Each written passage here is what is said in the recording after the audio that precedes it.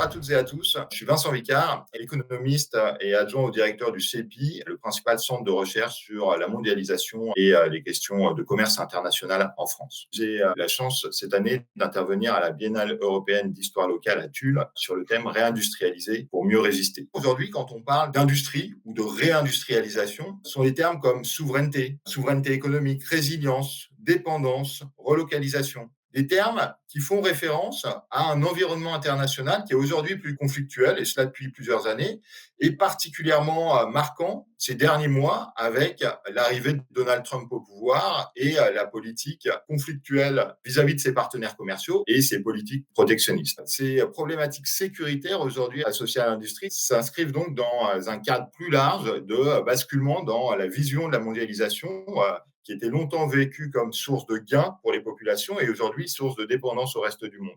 Les débats autour de la réindustrialisation, s'ils ont changé de nature, ne doivent pas masquer les problématiques plus larges qui sont associées à l'industrie et à l'industrie aujourd'hui en France. Ces questions, elles ont longtemps été appréhendées sur un prisme uniquement économique. Et il faut d'abord partir de cette réalité de l'industrie et de la réalité de la désindustrialisation, plus prononcée en France ces dernières décennies que dans d'autres pays, mais qui est présente dans tous les pays riches. L'industrie a longtemps été structurante pour l'emploi et pour la croissance. C'est bien pour ça qu'on appelle les pays riches les pays industrialisés, parce que l'industrie a joué un rôle structurant dans leur développement. C'est pourtant moins le cas aujourd'hui. L'industrie manufacturière, elle pèse aujourd'hui en France 11% de l'emploi et 10% du PIB.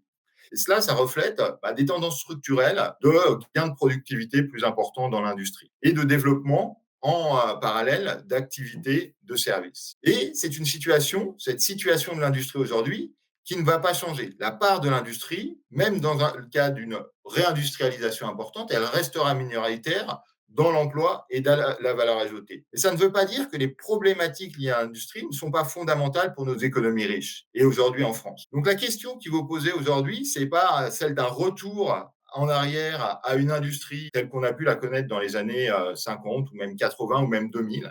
C'est un monde qui n'existe plus et qu'on ne retrouvera pas. La question qu'il faut poser, c'est pourquoi réindustrialiser? Et pourquoi réindustrialiser aujourd'hui en France? La question de la réindustrialisation, elle a été longtemps perçue comme une question économique. Pourtant, c'est une question qui est beaucoup plus large et une potentielle réindustrialisation, elle ne peut résulter que de choix de société. Elle nécessite de poser la question, quelle industrie voulons-nous sur notre territoire et pourquoi faire? Et de ce point de vue-là, deux enjeux apparaissent fondamentaux pour l'industrie des pays riches aujourd'hui.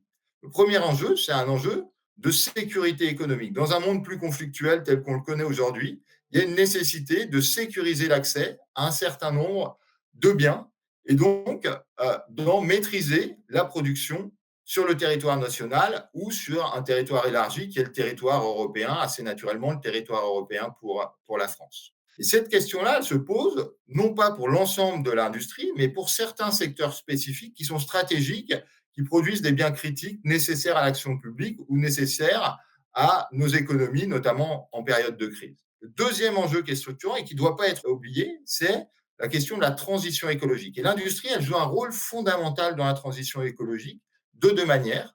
D'abord parce que l'industrie doit décarboner ses propres processus de production, comme les autres secteurs. Et par ailleurs, l'industrie, elle joue un rôle fondamental dans la fourniture de biens pour décarboner les autres secteurs. Et donc la question aujourd'hui qui est posée en termes de réindustrialisation au niveau français, ce n'est pas celle d'un retour en arrière vers une industrie telle qu'elle existait il y a 10, 20 ou 30 ans, mais bien celle d'une transformation. Comment accompagner cette transformation et comment répondre aux défis de société aujourd'hui.